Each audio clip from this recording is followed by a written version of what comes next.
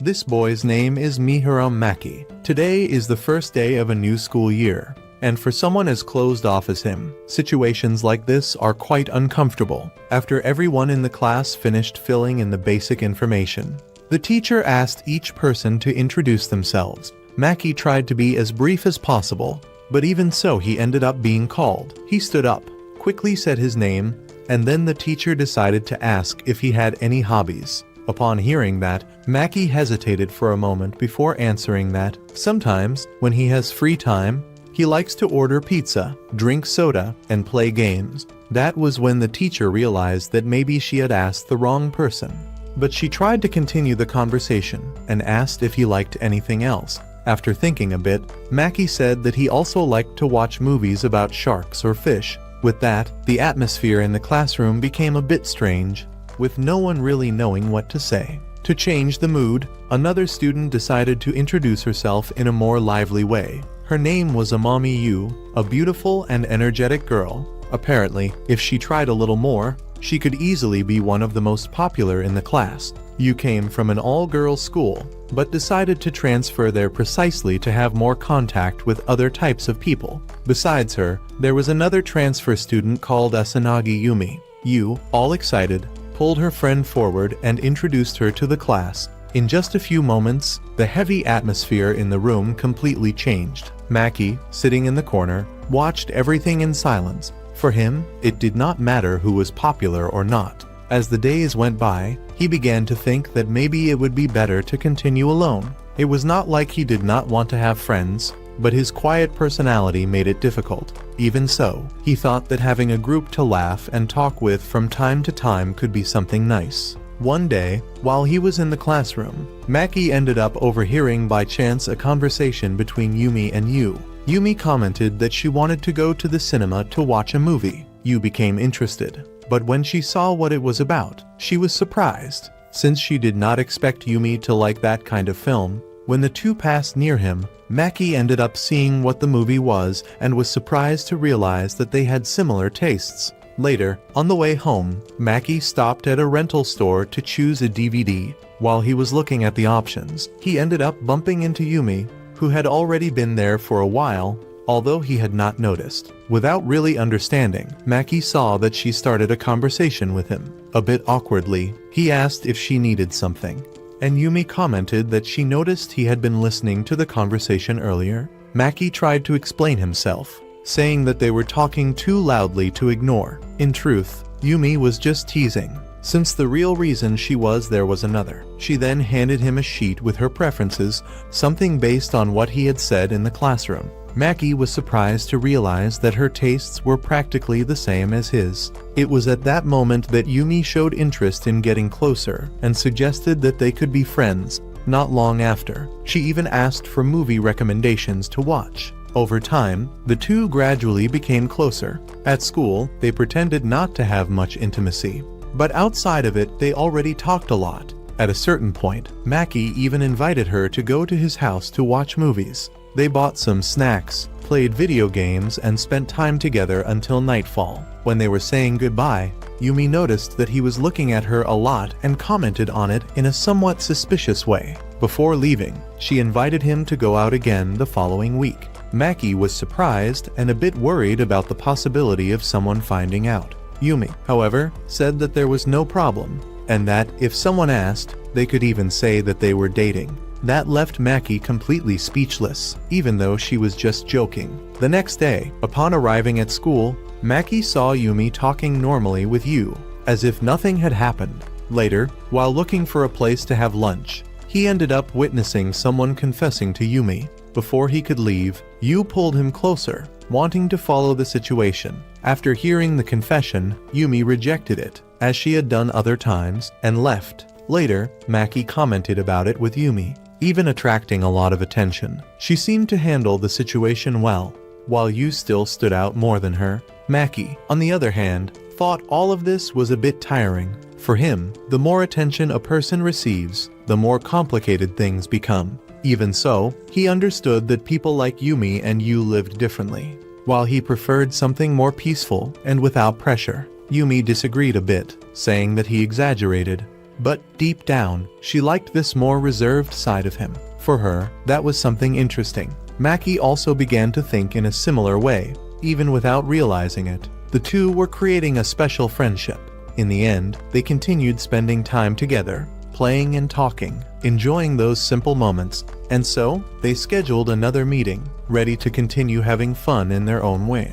At that moment, Yumi was also making up some excuses for her two friends, all to be able to go out alone with him. The two even started to suspect that she was dating, but Yumi denied it immediately. Not long after, Maki arrived home, changed clothes, and went to the train station to meet her. When Yumi appeared, she looked at him for a moment and burst into laughter.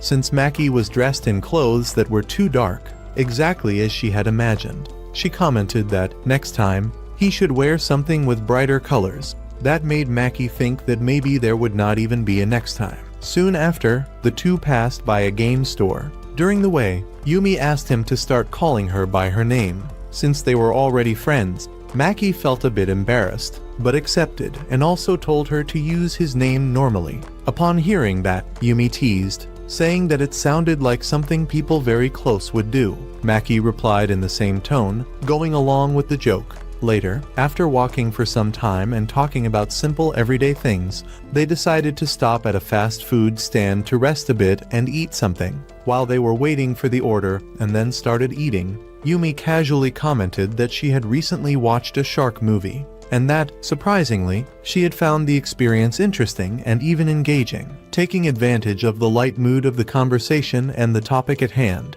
she ended up inviting Maki to watch one together the following week, as if it were something natural between the two of them. While they were talking calmly, Maki noticed that some people around were discreetly looking in their direction, clearly attracted by Yumi's presence and the situation. It was then that, without any prior warning or sign that she would do that, Yumi declared out loud that Maki was her boyfriend and, as if she wanted to reinforce the act even more, tried to feed him a French fry. The scene, unexpected and eye-catching, drew even more attention, making several nearby people look directly at them, some even whispering among themselves. Even knowing that all of that was nothing more than an improvised act, Maki ended up going along with it, since he did not have much choice at that moment. Even so, he could not help but imagine that, after that public scene, the two might end up becoming the center of attention at school. Some girls, in particular, were shocked to see someone like Yumi pretending to be in a relationship with a guy as reserved as him. Upon hearing certain comments full of judgment, Yumi showed irritation and even wanted to confront those who were talking, but Maki stopped her, saying that it was not worth getting involved in something like that. After finishing eating and leaving the place, the two continued the outing, walking without a defined direction and enjoying the time together, which ended up being more fun than Maki had initially expected. At a certain moment, while Yumi stepped away to go to the bathroom, Maki ended up running into Yu's group nearby by chance, immediately worried about the possibility of them finding out that he was with Yumi. He tried to call her to warn about the situation, but he could not reach her in time. When he was about to leave to avoid complications, Yu suddenly appeared, told him to talk, and, in a friendly way, invited him to join the group. Maki was surprised by the unexpected invitation, but soon realized that the other people present did not seem very excited about the idea of including him there. Because of that, he decided to politely refuse, believing that his presence could cause some discomfort in the group.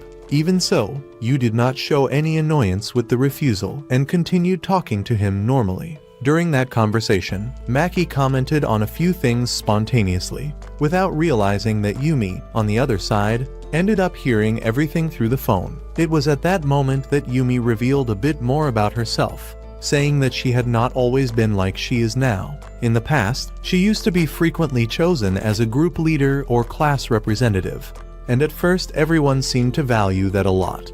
Over time, however, people began to see it as something ordinary, and the way they saw her started to change when they discovered more about her personal tastes and her true personality. Despite that, Yumi commented that now she had at least one friendship in common, referring to Yu, which seemed to have some meaning for her. Shortly after, Yu received a message from Yumi briefly explaining the situation. After all that, Yu ended up becoming worried, thinking that she might have upset Maki without realizing it. The next day, as soon as she arrived in the classroom, she went straight to him and apologized for what had happened. Maki, in turn, calmly explained that there was no problem at all, since he understood that her intention was just to include him and be kind. That ended up making Yu feel more relieved. During the conversation between the two, Yu ended up mentioning without meaning to that they had already exchanged phone numbers before, which immediately caught the attention of the entire class.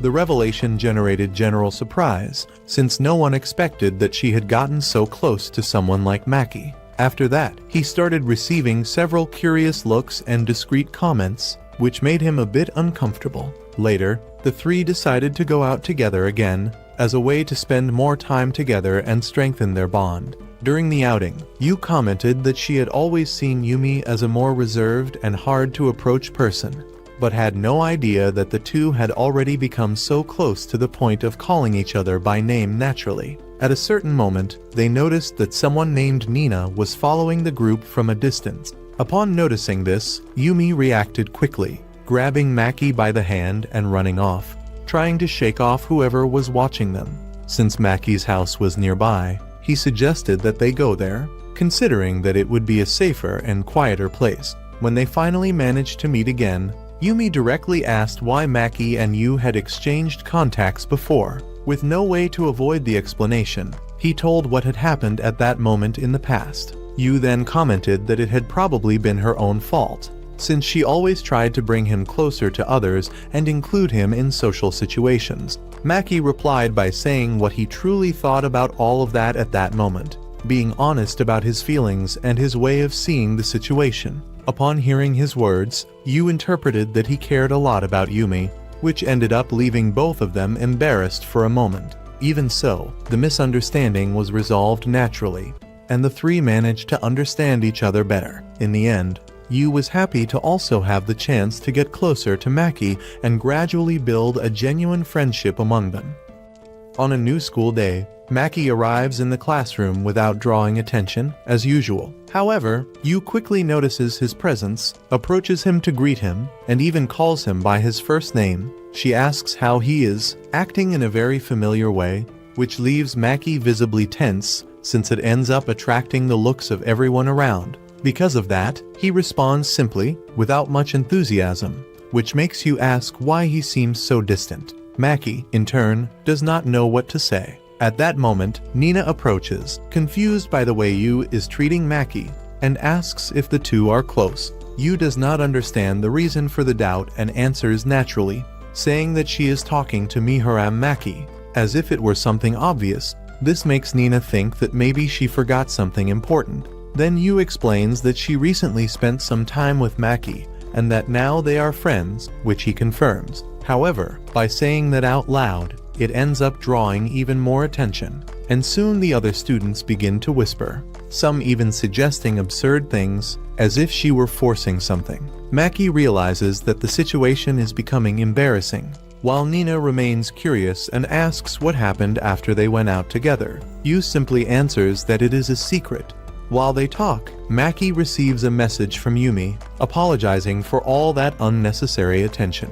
When the break arrives, the three end up going to a more secluded place inside the school. It is a calm space, well lit and with some benches, perfect for staying without drawing attention. Maki comments that he is glad they liked the place, but while cleaning the table, he thinks that he never imagined that one day he would be having lunch with the two of them. Shortly before that, Yu had directly invited Maki to have lunch with her, which again drew everyone's attention. This time, Yumi quickly approached and whispered that it was not a good idea. Yu, in an innocent way, explained that she remembered Maki saying that he did not like crowded places, so she thought he would feel more comfortable having lunch with few people. While she spoke, Maki felt the looks of the others, especially the boys, which made him even more uncomfortable. Yumi then suggested that she should join them as well, since they had spent time together the day before. The idea came up suddenly, surprising both of them.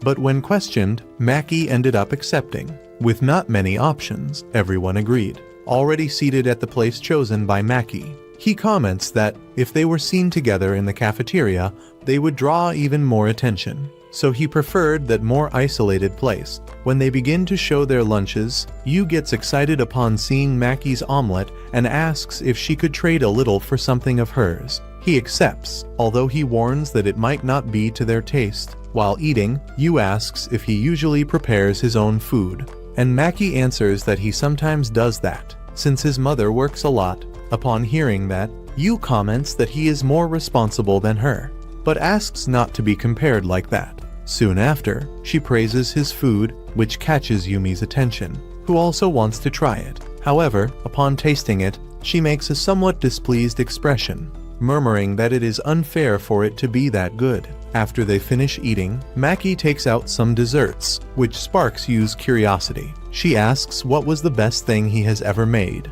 and he answers that it was probably souffle-style pancakes made only with banana and eggs. Upon hearing that, Yu dramatizes the situation, saying that she thought she could compete with him, since she also likes making sweets. But now she realizes that she was aiming too high. Yumi tries to cheer her up, telling her not to give up.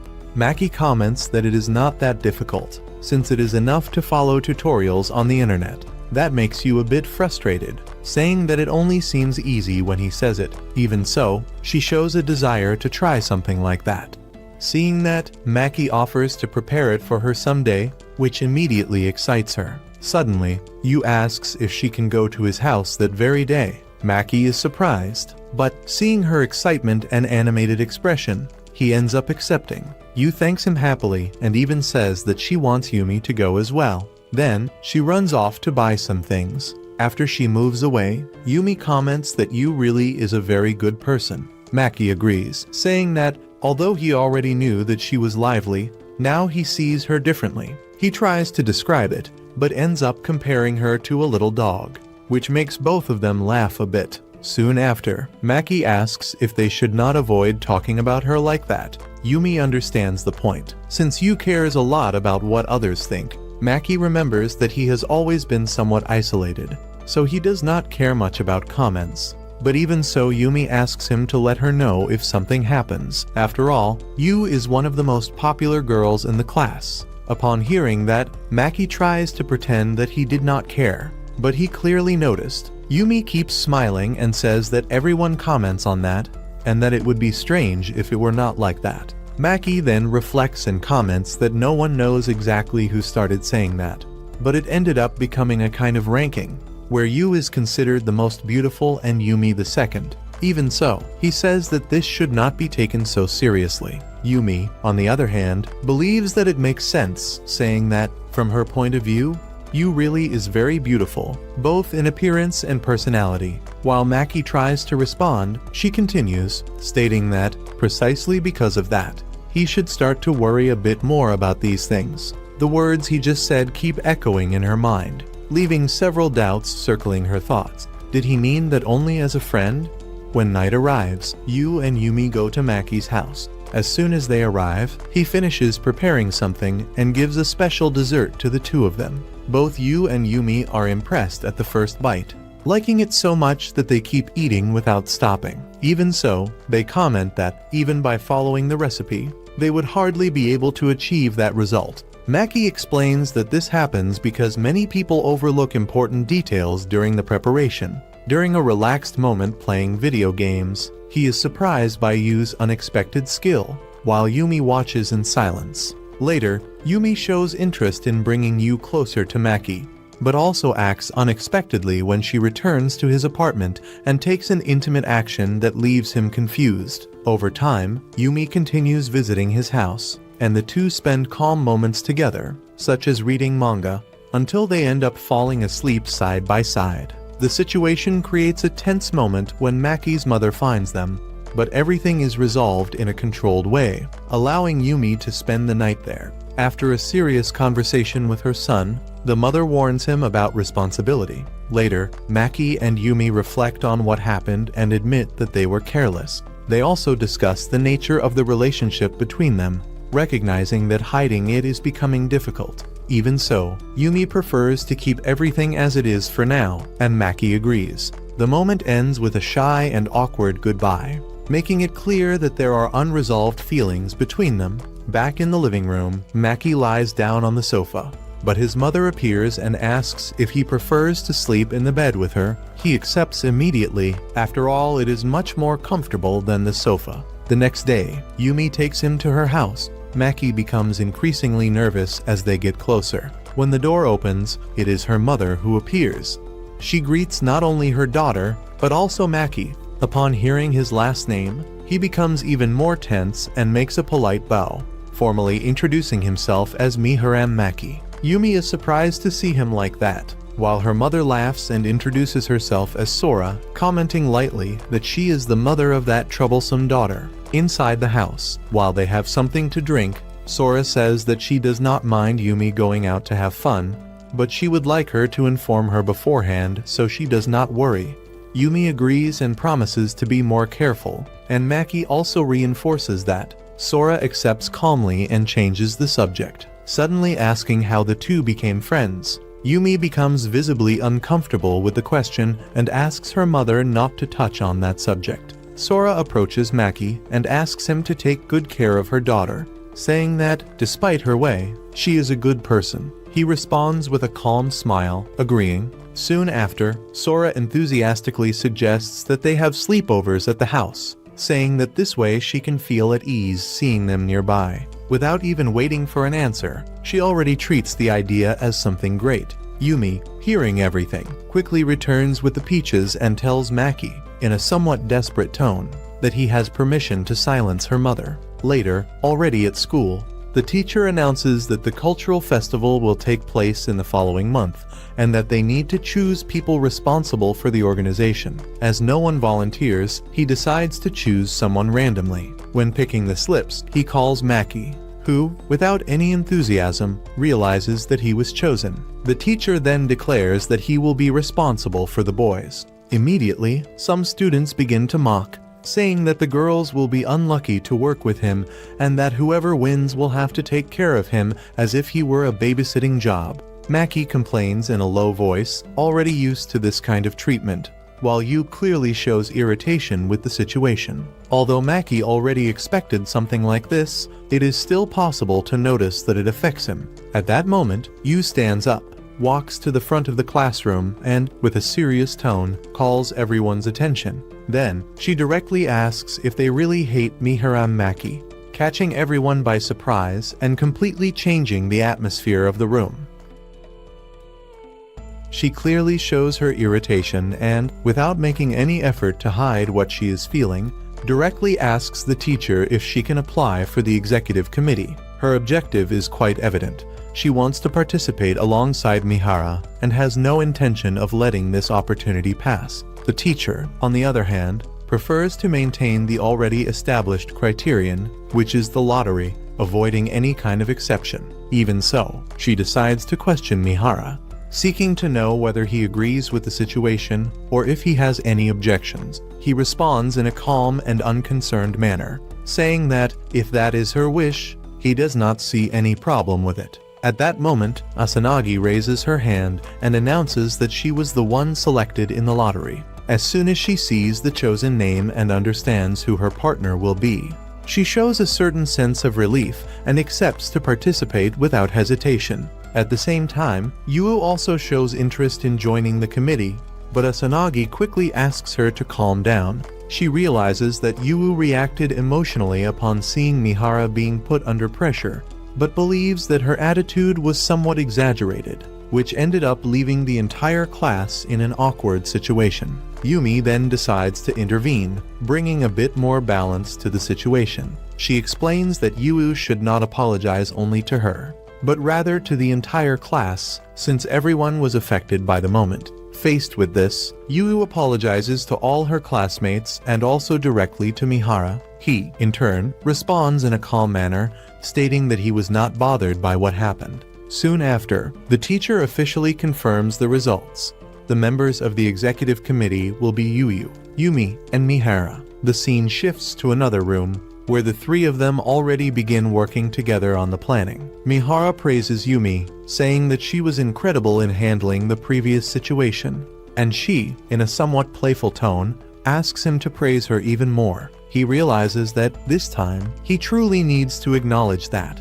But Yumi ends up shifting the focus and says that, in fact, the one who was truly impressive was Yu. She highlights how Yu was direct and did not worry about the atmosphere in the room, acting solely based on the feeling of defending someone important to her. Even Maehara himself felt the impact of her attitude when she faced everyone without hesitation. Shortly after, Seki, the student council president, appears, announcing the beginning of the first official meeting of the cultural festival committee. Maehara notices that Yumi still seems somewhat shaken by everything that happened earlier, even while trying to hide it. Even so, he decides to do his best so that the group works well and manages to fulfill their responsibilities. After classes, Yu looks for Yumi to talk in private. She sincerely thanks her for what Yumi did for her at that moment. But Yumi responds that, in truth, the one who should be thankful is her. Yu acknowledges that, if she had not been interrupted, she would probably have ended up saying even harsher things and causing a bigger problem. Even so, in the end, Yumi expresses her gratitude sincerely for everything Yu did, showing that, despite the confusion, she valued her attitude. Later, while presenting herself in front of the class, Yumi explains that the class will be responsible for organizing an exhibition at the cultural festival. She asks that no one complain about the fact that the idea of a maid cafe was rejected and suggests that, if everyone collaborates well, it might be possible to obtain authorization for the use of cosplay on the day of the event. This possibility excites the classmates quite a lot, who begin to take more interest in the proposal.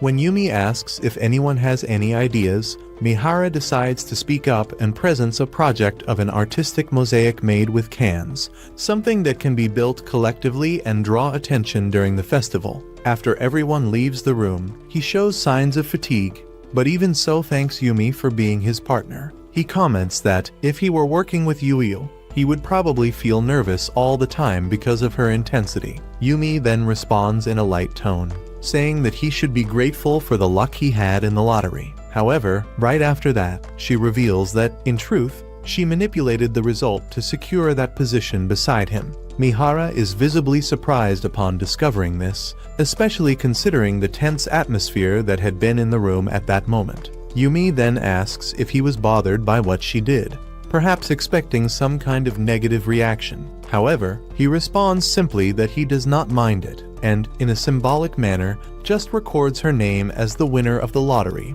accepting the situation without creating conflict. The next day, Yu begins to help by gathering cans, organizing them by colors, separating the red ones on one side and the yellow ones on the other. After analyzing some models and trying to reproduce them, both feel that the result looks too simple. Even so, Maehara believes it is good enough and suggests that they start coloring right away, since they still need to assemble the mosaic, define the colors, punch holes in the cans, and connect them.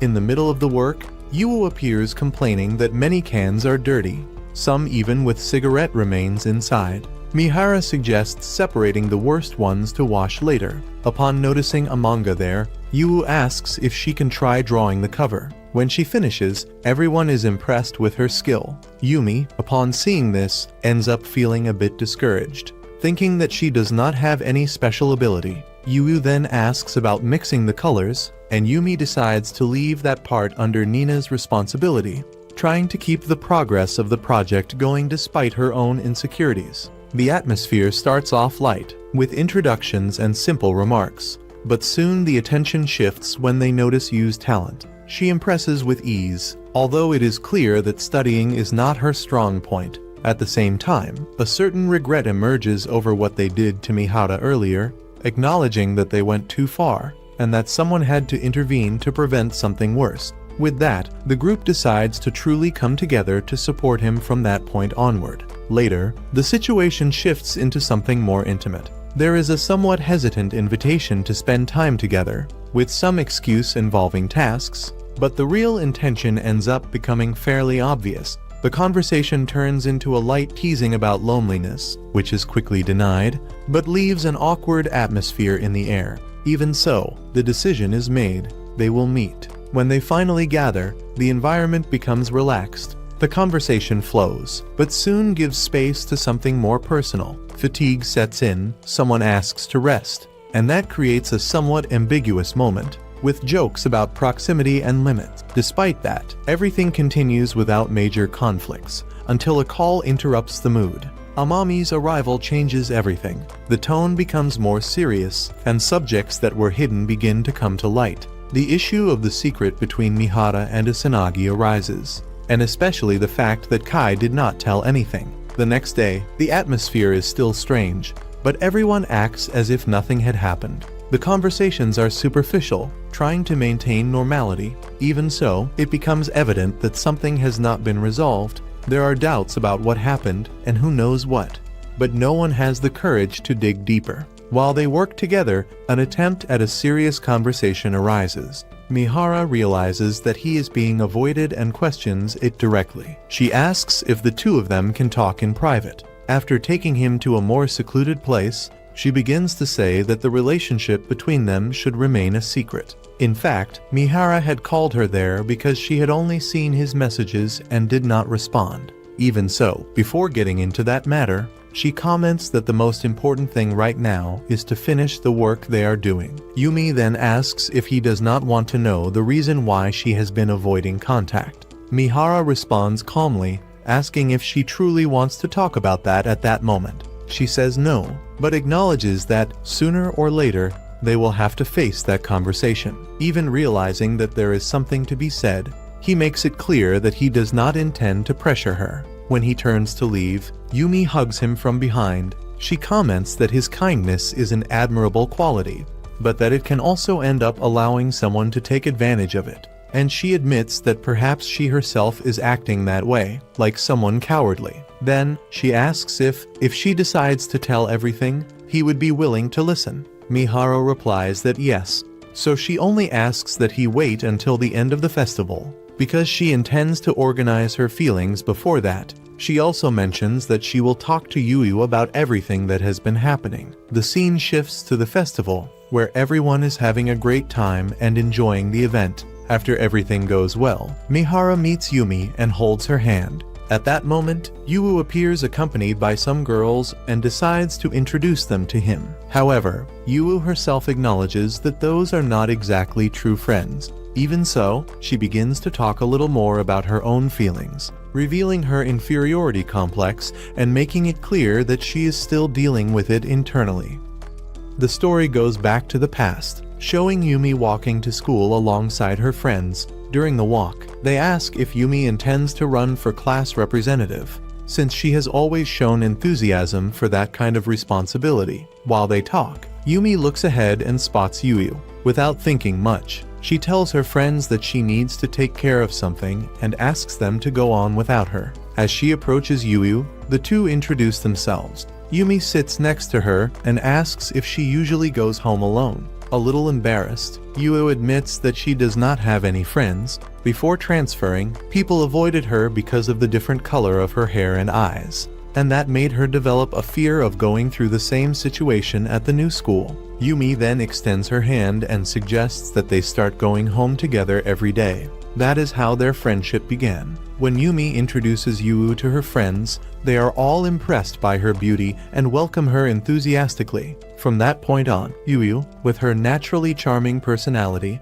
begins to win over everyone around her. Everything seemed to be going well, or at least that was what Yumi believed at that moment. Over time, already in middle school, Yumi begins to notice changes. The two remain in the same class, but Sani and Manaka end up in different classrooms. Even so, they agree to have lunch together whenever possible. The friends comment that Yuyu is still the same as before, which makes them happy, but they also give a warning. If she continues being so close to Yumi, she might end up becoming the target of comments and teasing from others. Yuyu explains that now she is surrounded by new people, not just old acquaintances. Yumi asks her to continue being who she has always been. When Yuyu introduces herself to the class, she quickly captures everyone's attention. Yumi watches that with admiration. She herself can interact when necessary, but she does not have the same ease in drawing attention. To the other students, Yuyu begins to seem like someone special, almost like a celebrity. Some even boast about being close to her. At that time, Yumi still did not fully understand the weight of that. However, when they reach their 3rd year, everything becomes clearer. People start to question whether Yumi is really Yuu's friend, as if they do not match. In the eyes of others, Yuu becomes a kind of leader, while Yumi is seen as someone ordinary. Even so, many envy her position as Yuu's best friend. At one point, Yumi invites her friends to go to the movies on the weekend. Since she managed to get tickets, she also intends to invite Yuyu. But the others begin to make excuses not to go. Realizing the situation, Yumi understands that if she invites only Yuyu, she will end up going anyway. In the end, she decides to go alone. While walking by herself, Yumi ends up spotting, a little ahead, her 3 friends walking together toward the cinema. The 3 seem excited, talking and laughing as they always did. The scene then shifts to the moment when they are gathered, already immersed in conversation. During that, Yuyu comments that she really wishes Yumi were there with them, sharing that moment. Even so, she believes that Yumi must be busy with other things. The other 2 immediately agree, saying that Yumi has been very focused on her studies lately, and that, because of that, she would hardly have time to go out. They speak naturally, without realizing that, right there nearby, Yumi is listening to every word in silence, unnoticed. Back in the present, Yumi explains that all of that happened even before they entered high school. However, Yuyu does not seem completely convinced by that version. She remembers that, at the time, Yumi had given another justification, saying that she was dealing with problems with tuition fees. Faced with that, Yumi admits that it was nothing more than a lie. Just an excuse she found to avoid the situation and distance herself at that moment. Even so, Yuyu did not give up and ended up going after her. Yuyu states with conviction that she would always do that, regardless of the situation. After all, Yumi is her best friend. She makes it clear that, although Sani and Manaka are also important in her life, Yumi has always occupied a special place that no one else has managed to reach. Hearing that, Yumi acknowledges that those words made her very happy at that moment. But she also admits that, over time, it ended up becoming a problem within her. She then recalls the day of graduation, when she ended up overhearing a conversation between Sani and Manaka. The 2 were saying that they wished they could be closer to Yuu than Yumi was. That statement, even though simple, remained deeply engraved in her mind, planting a feeling that was difficult to ignore. Despite Yuu being extremely popular within the school, outside of that environment the situation was different. Yumi was practically the only close friend she had outside of it. That inevitably sparked envy in other people. Many times, some would approach Yumi at first, but over time they would end up becoming more interested in Yuu and drift away. This pattern repeated itself many times, further reinforcing Yumi's insecurity. When asked about the reason why she never told Yuu about the protagonist, Yumi explains that fear spoke louder. She was afraid of losing the only real bond she had built with so much effort over time. For her, risking that was something far too frightening. In a more direct moment, Yumi decides to ask Yuu if she really likes her. The answer comes without hesitation.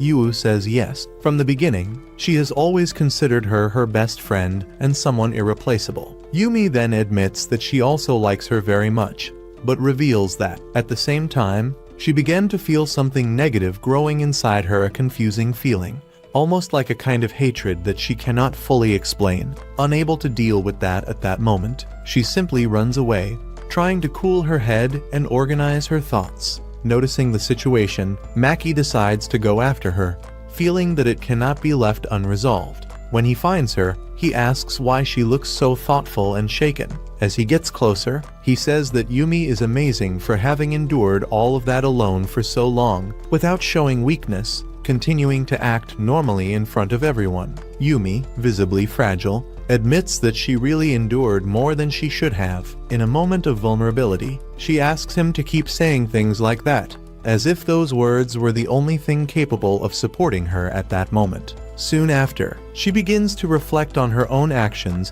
and realizes something that deeply bothers her.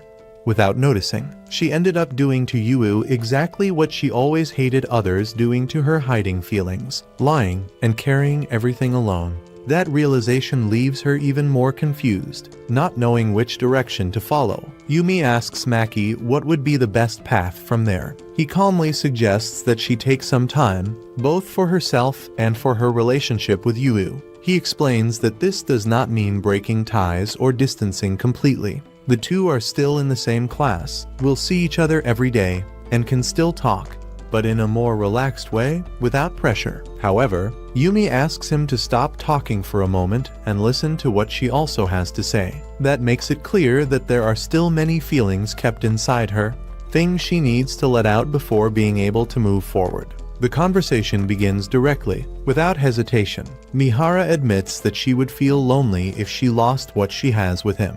Even so, she makes it clear that she wants to continue, but also wants to see Asanagi and Amami resolving their issues, something everyone knows will not be easy. She understands what she is feeling, thanks him for being honest, but still does not have a firm decision. At the same time, it becomes evident that the relationship between her and Maki has changed. She does not hide it. He is important, very, but not more than the others. Everyone carries the same weight. Then the mood breaks. Yu explodes all at once, letting everything out. Fear of being left aside, insecurity, comparison with Maki. Kai realizes the damage and blames himself for having made his best friend feel that way. Yu also admits her mistake. Both acknowledge that they failed. The festival continues with that messy atmosphere until the end. Between scares in the haunted house, teasing, and random moments, everything slowly starts to fall into place. In the end, the event finishes without major conclusions,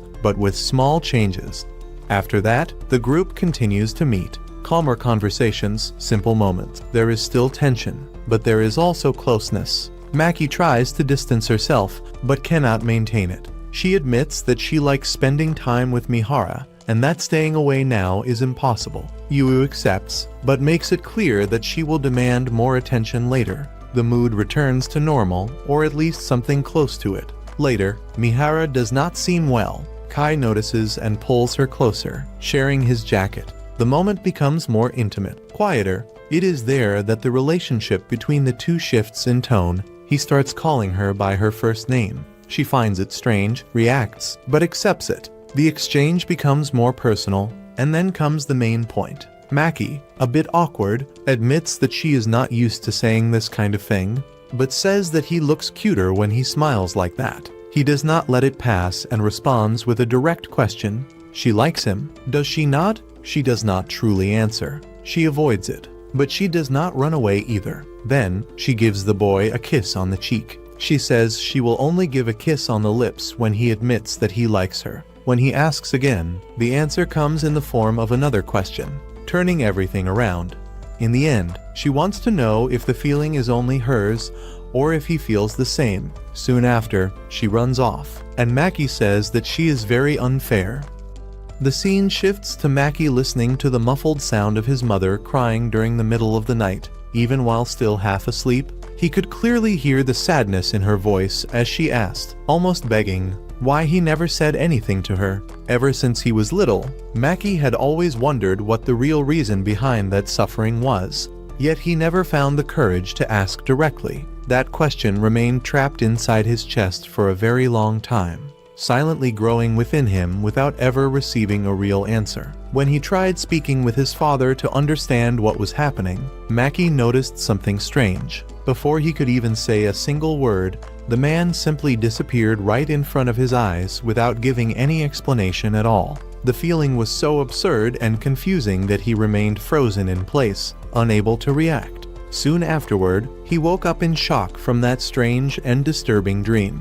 Still lying in bed, he grabbed the phone beside him and stared at the screen while trying to understand why he had dreamed about exactly that on that particular day. As he remembered Yumi, Maki admitted to himself that he truly liked her as well. However, even when two people have feelings for one another, that does not necessarily mean they will stay together forever. He understood that reality very well because he had witnessed something similar up close within his own family. Although he had felt incredibly happy after hearing Yumi say that she loved him, he believed that, the way he currently was, he still was not someone worthy of standing beside her. Not long afterward, his phone vibrated with a message from Yumi asking him to walk to school together, just like they always did. While walking to meet her, Maki made an important decision deep inside himself. He wanted to become someone capable of proudly saying that Yumi was his girlfriend without feeling insecurity or inferiority. During their conversation, Maki explained that he wanted to leave her confession on hold for a little while longer.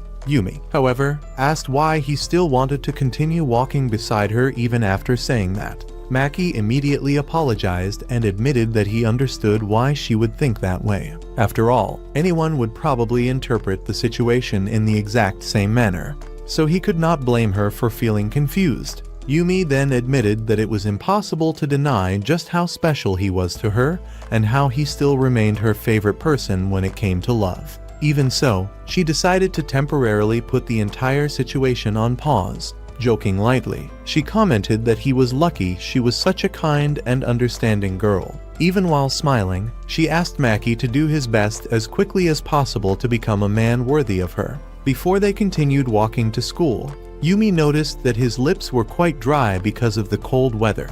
Without thinking too much about it, she took out a lip balm and carefully applied it to his lips to help him. Maki became surprised and asked if that was not the exact same lip balm she always used. Yumi answered yes, but then immediately asked if he was thinking of it as an indirect kiss. Even while saying that in embarrassment, she stated that she did not really mind, especially because the lip balm was still new. Afterward, she handed the product to Maki and told him to continue using it whenever he needed to. As they kept walking side by side, Yumi shyly commented that she wished that, once they became even closer, the two of them would use the same lip balms. Right after saying that, she became extremely embarrassed and ran ahead of him to hide her flushed red face. When they arrived at school, Nina called Maki director. Confused, he immediately asked the reason behind such an unexpected nickname. Nina explained that thanks to all of his efforts, everything had managed to work so well during the cultural festival,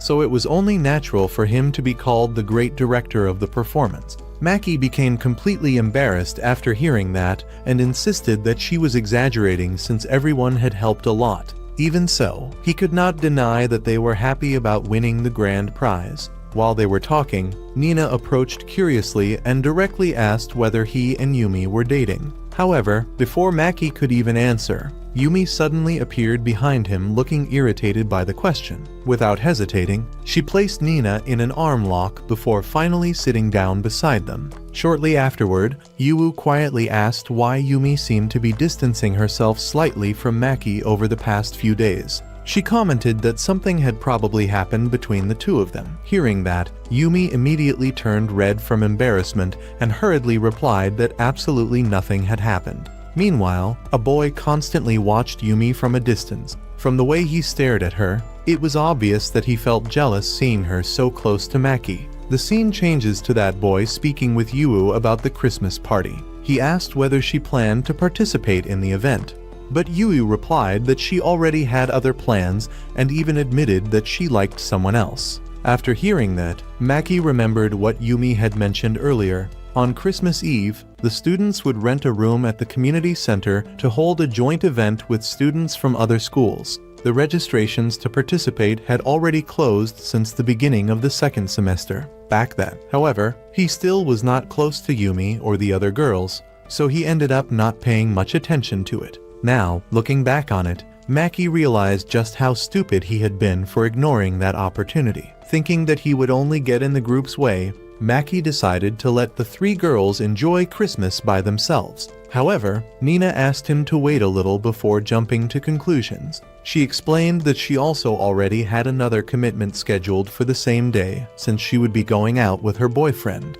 During the cultural festival, an upperclassman had confessed his feelings to her, and since then the two of them had gradually started becoming closer. While everyone talked normally together, that same boy watched everything through the classroom window. Not long afterward, he called Maki over to speak privately and finally introduced himself as Seki. Without wasting time, Seki asked for advice regarding Yuu. He explained that throughout his entire school life, he had never shown any interest in romance, but everything completely changed after meeting Yuu in high school. At first, simply watching her from a distance already seemed enough to make him happy. However, as time passed, his feelings began growing in a way that became impossible to ignore. Seki commented that, in only 4 months, everyone would move on to the second year of high school. There was a possibility that he might not even remain in the same class as Yu, and just thinking about that made him extremely anxious. Since he disliked beating around the bush,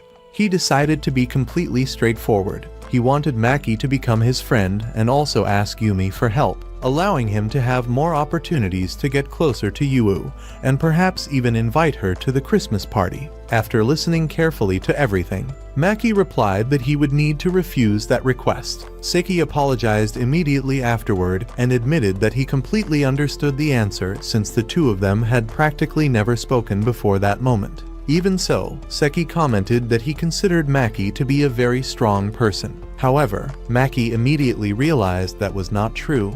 Compared to Yumi, he believed he was absolutely nothing. Later, after returning to Yumi's house, she explained that the situation involving the Christmas party had become more complicated than she originally imagined. One of the schools participating in the event would be the Takabana Girls' School itself. When she registered months earlier, Yumi had never imagined that the circumstances would change so much. Since she had already paid the participation fee, she decided that she would simply eat a lot at the event and return home early. She also commented that the party would end around 8 at night. Upon hearing that, Maki immediately understood what she meant and decided that he would prepare something for her at home. When he arrived home, he found his mother smoking alone. As soon as she noticed his presence, she apologized, saying she had not even realized he had arrived. Maki remembered that the last time he had seen her like that was around a year earlier, during the complicated divorce process with his father.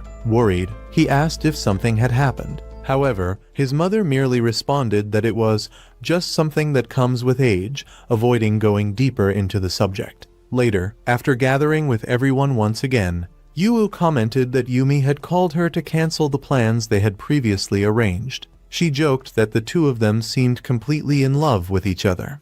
Upon hearing that, Yumi became extremely nervous and, unable to hide her embarrassment, ended up inviting Yu to go out together with her anyway. The following day, when they arrived in the classroom, Seki called Yu aside to talk privately. Watching the situation, Yumi asked Nani whether she truly did not intend to do anything. Nani calmly replied that there was no reason to interfere since everyone already knew that Seki liked Yu. Shortly afterward, Nani commented that if it had been Maki in Seki's position, the situation would have been completely different. Just hearing that alone was enough to make Yumi even more nervous. Unable to remain still, Yumi ran off to speak with Yu while Maki went after Seki to talk with him. After finding him, Maki explained that Seki had acted a little too hastily in the way he handled things. Then he reminded him that Yu had ended up rejecting his attempt to get closer to her and asked what he intended to do now. Thinking rationally, Seki admitted that he should probably forget about all of it and search for a new love. Even while saying that, however, his expression made it obvious that he still had not completely given up. During the conversation, Seki asked whether Maki was already dating Yumi. He replied that he was not yet. After sitting down to continue talking, Maki explained that he practically had no romantic experience at all, so he felt incapable of advising him properly. Even so, he believed that he needed to respond to Yumi's feelings as quickly as possible. Lately, she had become extremely popular once again. After the festival, many people started commenting that she seemed gentler, and also even prettier and more adorable than before. Seki simply asked Maki not to let her slip away, no matter what, since there were other people interested in her. When he arrived home beside Yumi, Maki explained that he had ended up becoming friends with Seki. Yumi found that friendship very strange, finding it difficult to imagine the two of them getting along so well. Not even Maki himself fully understood how that had happened, but he believed that certain things could only be understood after having a proper conversation. Despite her surprise, Yumi decided to support the situation and felt happy for him. Then Maki remembered the advice he had received from Seki and gathered the courage to invite Yumi to the movies. She accepted the invitation, though she imposed one condition. Before Friday's classes, she wanted him to accompany her somewhere. Soon afterward, she explained that if the two of them were truly going out together, he needed to buy better clothes for the occasion. After several days passed, the long-awaited Friday finally arrived. While walking through the shopping mall, Yuu accidentally bumped into someone, but Maki managed to catch her in time to prevent her from falling. At that moment, she noticed that his hands were very rough. Seeing the two of them so close together, Yumi immediately became jealous and asked them to step away from each other. Maki then decided that he did not want to risk losing her in the middle of the crowd. Because of that, he held Yumi's hand, and the two of them began walking side by side while holding hands. After spending some time walking through the stores, they managed to buy several new clothes. Later on, when leaving the restroom, Maki unexpectedly ran into his father by pure chance. The instant he saw him, he became completely frozen in place. And that is how another episode comes to an end. So I know you stayed until the very end. Comment Seki. Do not forget to leave a like and subscribe to the channel to follow more content like this. See you all in the next video. Goodbye. He asks if the boy had come to that area just to have fun. Even while trying to maintain his usual serious attitude, he feels happy when he realizes that his son is already in high school. Maki then explains that he had only gone out to buy a few things before returning to meet his friends. The boy's father comments that it had been quite a long time since the last time the two had seen each other, practically since before summer vacation. He admits that he knows very well that he should have set aside more time to spend with his son. But after that period, work became busy again. By coincidence, his next job was actually near that area, so he was heading back there right now. Maki thinks that sounded extremely exhausting and asks if his father was really okay. The man calmly replies that there was no problem at all, saying that he had complete confidence in his own body and could still handle that heavy routine without difficulty. Suddenly, one of his employees appears at the location and comments that he was taking quite a while also reminding him that they still needed to return to work. Maki's father replies that he was already coming and takes the opportunity to introduce his son to her. The woman shows surprise upon discovering that and quickly introduces herself politely as Minato Kyoka. Right after that small conversation, Maki decides to leave and return to his friends. While walking, he quickly remembers what had happened on the day of the fight, but tries to push those thoughts away and soon returns to normal. As soon as he comes back, Yu comments that Yumi had been restless the entire time because the boy took longer than expected to return. Yumi then asks them to leave that place already so they can continue their outing. The scene changes to Maki and Yumi at a cafe. Yumi shows a certain irritation because the boy was answering only with yes or no, without really developing the answers to what she was asking. To her, getting lost in his own thoughts like that while another person was trying to talk was a bit rude. At that moment, Yu appears at the location. Maki explains that he was just a little tired and apologizes to the two girls. After that, they choose what they are going to eat so they can continue enjoying the day together. While watching the girls, Maki thought that he would really like both of them to start eating at least a few vegetables, since they practically lived on junk food alone. Even so, he ends up thinking that, by their side, that year would probably be very fun. The next day, Maki gets ready very carefully before leaving. A short time later, Yumi also arrives very well dressed, leaving the boy completely enchanted when he sees her like that. She explains that it was very cold outside, and that she would really appreciate it if he let her enter the house quickly. Maki then decides to prepare some hot tea for her. However, after noticing the girl's legs because of the outfit she was wearing, he ends up becoming extremely embarrassed. Yumi immediately notices that he was looking. Maki's excuse is that she seemed to be very cold. Yumi replies that she really was freezing and, to tell the truth, she had already started regretting her choice of clothes before even arriving there. Even so, she explains that it was a special day, so she wanted him to see her looking beautiful, especially because Maki was the boy she felt closest to. Maki finds it strange that she came all the way to his house dressed like that just for that reason. Yumi replies that maybe it really was a little inconvenient, but she wanted him to see her as soon as possible. Then she directly asks what he thought about her appearance that day. Maki, extremely embarrassed, admits that she looked very beautiful, and that he was completely captivated when he saw her. Yumi happily thanks him for the words and comments that all the effort she put into getting ready was worth it then. A little later, the two leave together while holding hands. Maki thinks that a high school boy and girl trying to look a little more adult like that ended up being kind of funny. The clothes he was wearing had been chosen by Yumi herself, who had clearly put a lot of effort into helping him. He knows that he cannot change his appearance now and does not even care if people make fun of him because of it. However, he does not want them to laugh at Yumi as well, especially the girl who had the courage to say that she liked him. Maki then comments that he would be very happy if she continued teaching him more things from then on. Yumi becomes extremely happy when she realizes that, on that day, he seemed cuter than ever. When they arrive at the movie theater, the two enter and notice that the chosen seats were for couples. Yumi explains that, since it was a real date, she thought it would be nice to enjoy that kind of place. After sitting down, Maki asks why she was clinging to his arm like that. Yumi replies that she wanted to create the proper mood for the date. Then she asks if he did not like staying that close to her. Maki immediately answers that he liked it very much. Yumi then asks what he thinks their classmates would say if they saw the two of them together in that place. However, at that moment, Maki realizes that he no longer cared about that kind of thing.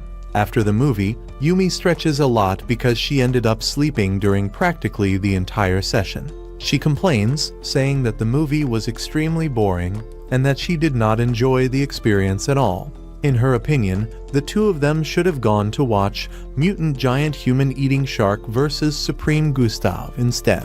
Later, while leaving the cafe, she asks if Maki had liked the place. He replies that he liked everything, even the desserts, but comments that there was one thing that bothered him. Yumi suggests that the two of them say it together, and both end up saying at the same time that the portion was way too small. Even after they had just finished eating, Yumi asks if they could still stop somewhere to eat hamburgers, and Maki agrees without complaining. After that, she invites him to go to karaoke. Maki admits that he had never gone to a place like that before. Yumi jokingly replies that, if necessary, she would carry the boy on her back all the way there. After singing for quite a long time, she asks what he thought about the experience. Maki honestly replies that it was a lot of fun. Yumi becomes extremely happy, saying that it had been a very long time since the last time she had sung like that. She then invites Maki to sing alone, but the boy gets embarrassed and admits that he still had not even managed to choose a song. Yumi completely understands and asks if he would rather sing together with her first, since that might make everything easier. After spending a long time singing together, Yumi comments very excitedly that she had more fun than she imagined. She says that she became so tired that both her throat and her body felt completely destroyed. Maki replies that he was feeling the same way as well. Yumi then comments on how much she liked the song he chose to sing, saying that it was really good. Maki explains that all of that happened thanks to her. After all, that had been the first time he had ever sung in front of someone. However, thanks to her support, it did not end up turning into a bad memory. When the two sit down to rest, Yumi suddenly hugs Maki and asks what he truly thinks about her. Maki realizes that perhaps that was the right moment to finally say it. Yumi then explains that she does not want to force him to say anything, but she would really like to hear those words coming directly from his mouth. After that, she asks him to come a little closer so he can whisper it into her ear. However, to Maki, he still was not the ideal person for Yumi. At that moment, when he looks ahead, he ends up spotting his own father together with Minato. Yumi immediately notices that the two seemed far too close. Maki then asks her to leave that place as quickly as possible. Even so, Maki knows that if they left at that moment, they would probably only end up disturbing the two of them. Besides that, the time he and Yumi had together still was not over yet. Before he could do anything, Yumi suddenly hugs him and asks him to stay quiet, since the two of them were coming in their direction.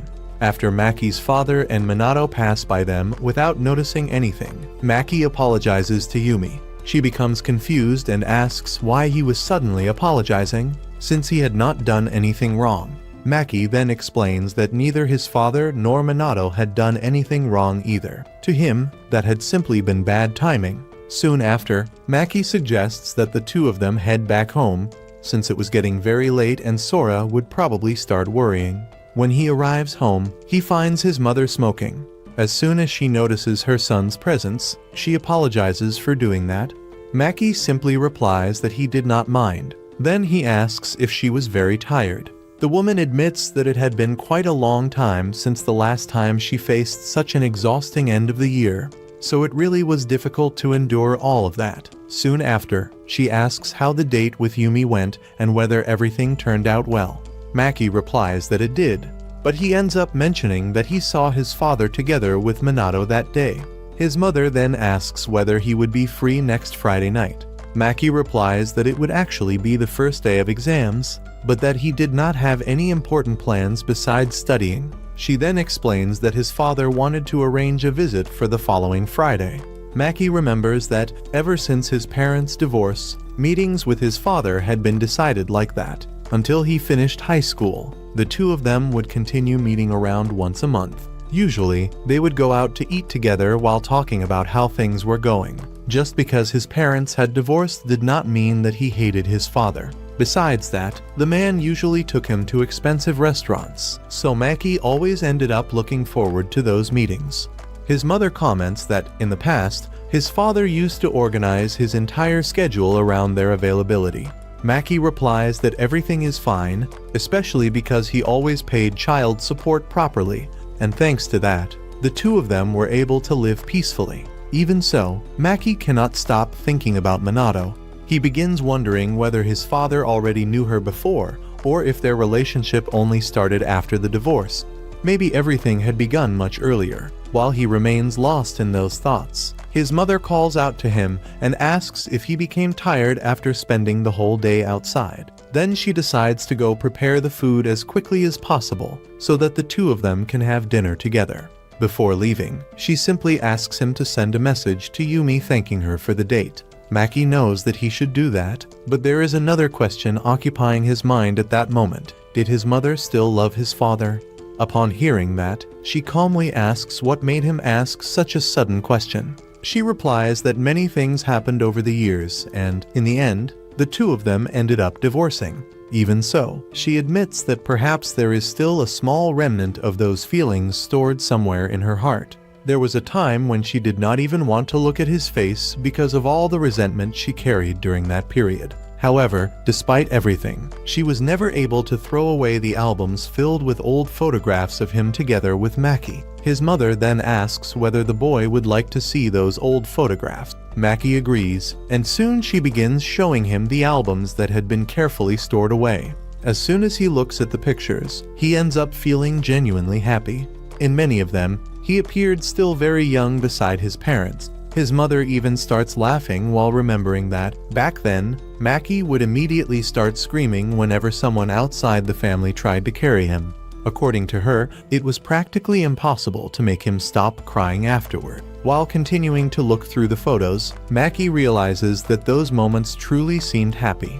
Even after everything that happened between his parents, important memories still remained preserved there. Because of that, he decides that he will not place that burden on his mother at that moment. The two of them were finally managing to live a peaceful life now, so he did not want to destroy that peace because of doubts about the past. In the end, Maki decides to simply swallow everything that happened before and keep those thoughts only to himself.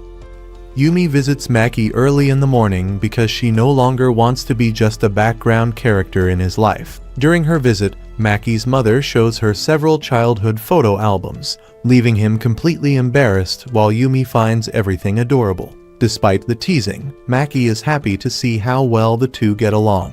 Later, he brings his mother the cigarettes she forgot and notices how exhausted and overwhelmed she is by the family's problems. She asks him not to tell Yumi about the situation, but Yumi already knows part of what happened involving his father. Back at the apartment, Maki and Yumi have breakfast together and talk about the exams starting on Friday. Since they need to study, Yumi suggests reviewing the material that afternoon. Maki invites Seki to join them, claiming it would be awkward to study alone with the girl he confessed to. After school, Yumi, Yu, and Seki head to his place for a study session. During the gathering, they talk about their grades and the Japanese school system. which separates students based on academic performance. While studying, Yumi quietly teases Maki, leaving him completely flustered. Later, while eating pancakes he made, Yumi wipes some ice cream off his face with her finger and licks it, prompting Yu and Seki to complain that the two are acting like a couple in front of everyone. When the study session ends, Yu and Seki leave first. Alone with Maki, Yumi hugs him and admits she felt insecure at the thought that he might find someone better than her because of past experiences. Maki reassures her, saying he only has eyes for her. Comforted, Yumi stays in his arms for a few more minutes before leaving. The next day, Friday, Maki waits for his father outside a restaurant for their planned dinner, realizing the man did not even bother to pick him up. While waiting, Maki receives a message from Yumi offering to keep him company. He reassures her and says everything is fine. When his father arrives, they enter the restaurant, and Maki takes the opportunity to order the most expensive item on the menu. During dinner, he asks his father about his feelings for his mother and whether there is still any chance of reconciliation. The man replies that he respects and admires her, but the relationship could not be repaired. When questioned about Minato, he insists there was no cheating and admits he fell in love with her after the marriage had already ended. Their conversation is interrupted when Nina shows up in distress. Her date abandoned her with a large bill after saying he had found someone better. Maki's father offers to cover the difference, but Maki insists on paying for it himself. Before letting the matter go, he once again presses his father on whether he truly loves Minato.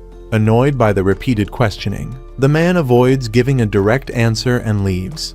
Afterward, Maki accompanies Nina to a cafe. During their conversation, she talks about friendship, relationships, and family. She explains that family problems are unavoidable, but keeping everything bottled up only makes things worse. According to her, Maki's father let his problems pile up for too long and eventually lost the chance to fix them. Nina also warns that Maki risks repeating the same mistakes if he keeps pretending nothing affects him. She advises him to trust the people who care about him more, especially Yumi.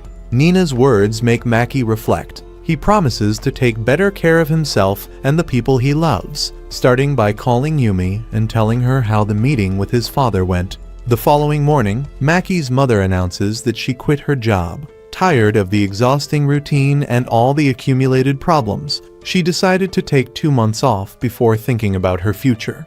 Maki is very happy with her decision and only asks her to try quitting smoking. However, the new situation creates a problem for him and Yumi. With his mother spending more time at home, the apartment will no longer be the place where they usually have time alone together. Realizing this, Yumi invites Maki to have dinner with her and her parents on Friday. He immediately rejects the idea, but it seems he will not be able to escape his next challenge, officially meeting his girlfriend's parents, especially his intimidating future father-in-law.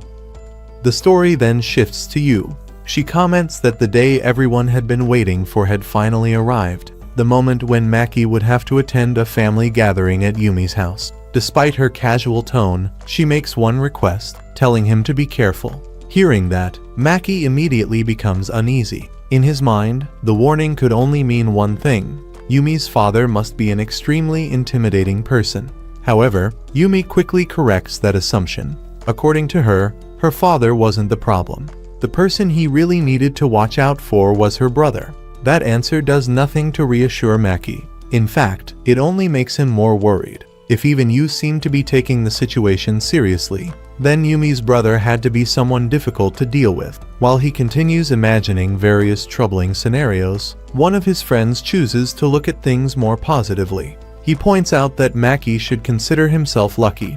After all, not only would he be visiting Yumi's house that week, but he would also have the Christmas party the following week. Maki, however, immediately remembers that he still hadn't confirmed whether he would attend.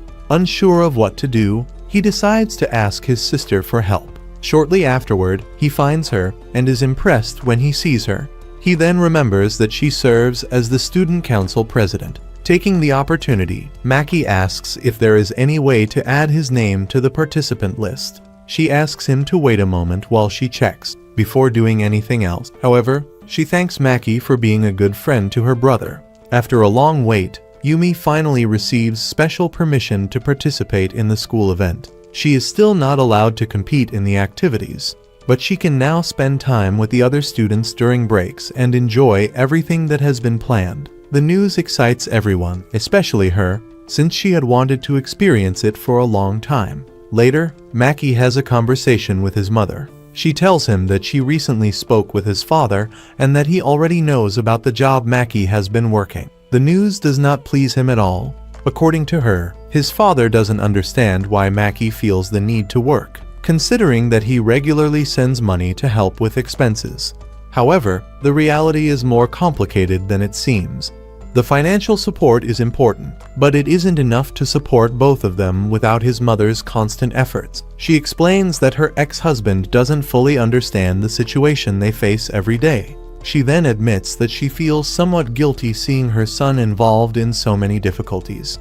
Even so, she tries to reassure him, saying that things won't stay this way forever, and that the three of them will likely never have to face such difficult circumstances together again. Sometime later, Maki visits Yumi's house. He brings a gift sent by his mother as a way of thanking them for the help they had received. As soon as he arrives, he is warmly welcomed. Although his nervousness is impossible to hide, shortly after entering, he meets Daichai, Yumi's father. The man thanks him for being a good friend to his daughter, and for always being there for her when she needs him. Maki tries to respond politely, but his nervousness makes the conversation a little awkward. Noticing the uncomfortable atmosphere, Yumi's mother decides to have some fun with the situation. She starts making teasing comments, leaving Maki even more speechless. Even Daichai doesn't seem to know how to handle his wife's jokes. After several awkward yet funny moments, Yumi decides to put a stop to it before things become even more embarrassing. Without giving anyone a chance to continue teasing, she insists that everyone get ready for dinner. While waiting for the meal, Maki takes the opportunity to get to know her father better. The family explains that Daichai tends to be reserved and difficult to read at times, but that he always puts his family first.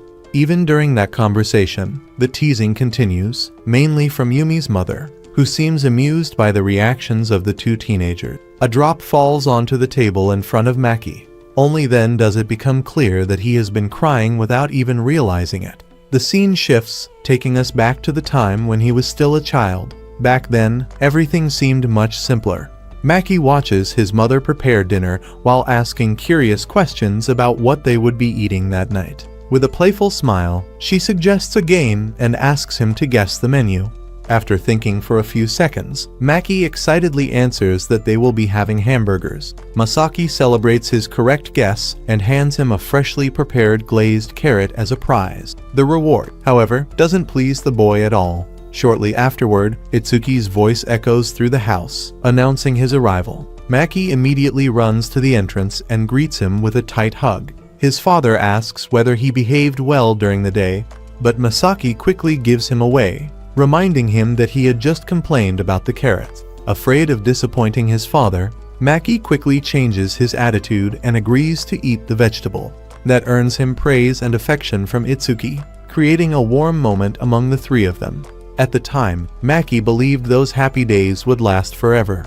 However, everything began to change when he entered high school. Family meals gradually became less frequent. One day, Maker was taking a very long time to come home. Maki kept waiting because he had promised he would be there that night. As time passed and hunger grew, his mother suggested that they eat dinner without waiting any longer. After all, it was already getting late. There was an empty seat at the Maehara family's table, and the two of them ended up eating alone. His mother was clearly worried, though she tried to hide it. There were two people sitting at the table, but to Maki it felt as though an invisible barrier separated them. After the divorce, even that companionship disappeared, and he was left sitting in that place alone. Back in the present, Maki covers his face with his hands. With a trembling voice, he apologizes to everyone because he doesn't even understand what happened. Daichai and Riku exchange concerned looks when they see him in that state. Before Yumi can say anything, he apologizes again and says he needs to step outside for some air and to clear his thoughts. He then gets up and quickly leaves. Yumi tries to call after him, but he doesn't stop. The sudden change leaves her completely surprised. Meanwhile, Maki runs through the streets with no destination in mind. His breathing becomes heavy until he finally slows down and stops. Feeling awful, he begins criticizing himself for what happened in front of Yumi's family. To him, it was embarrassing. He thinks it's pathetic that he still acts that way even though he's already in high school. It doesn't take long for Yumi to catch up to him.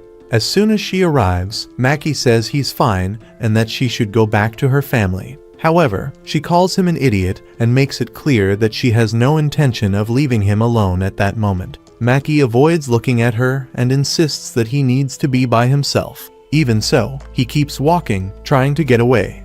Yumi refuses to accept that and follows right behind him. She says she doesn't care and asks him to stop running away so she can catch up.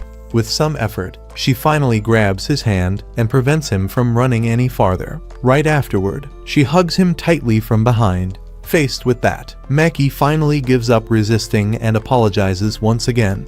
Yumi completely ignores the apology and opens her arms, inviting him closer.